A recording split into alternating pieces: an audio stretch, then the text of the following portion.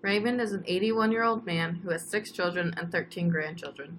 He looks like an ordinary grandpa, but the past few years his health has deteriorated. For over 4 years, his license has been revoked because he will drive on the wrong side of the road, has been in multiple wrecks, and has many tickets for driving too slow while making his way up to the farm.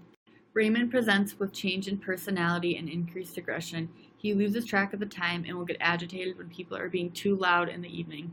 Raymond also has shortened attention span and increased fixation on cleaning the driveway from snow or making sure that the doors are fully closed. He is unable to dress himself without assistance from his wife, Char, or from others.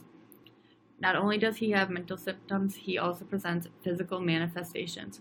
Throughout the past years, he has significant loss in weight, resulting in him becoming very skinny. Finally, Raymond has significant memory impairment, and the severity increases as the years progress.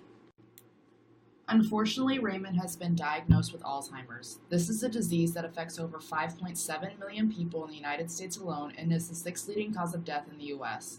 Alzheimer's is a form of dementia and accounts for 60 to 80% of dementia cases. One of the main proteins associated with Alzheimer's are the amyloid beta peptides as seen here.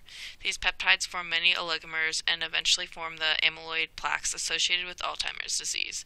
The amyloid beta peptides are a result of improper degeneration of the amyloid precursor protein in the body. The amyloid plaques are very toxic to the brain. The beta amyloid results in the death of neurons and thus causes the significant brain degeneration seen in Alzheimer's disease. The parts of dead neurons and the amyloid beta protein form plaques that the brain cannot break down, so they accumulate and form blockages. To diagnose Alzheimer's, a doctor will evaluate your symptoms and perform several tests. These evaluations include looking at a person's medical history, physical and neurological exam, and blood tests and brain imaging. Doctors look at the medication a patient is on and family history. The types of brain imaging tests could be a CT scan, MRI, or PET scan, and are used to search for abnormalities such as a buildup of amyloid plaques. Unfortunately, there is no cure for Alzheimer's disease, but there is a research for a cure. There are some medications that can be used to manage some of the symptoms or manage the progression of the disease, such as cholinesterase inhibitors. Memantine is commonly used in conjunction with a cholinesterase inhibitor to try and slow the progression of the disease.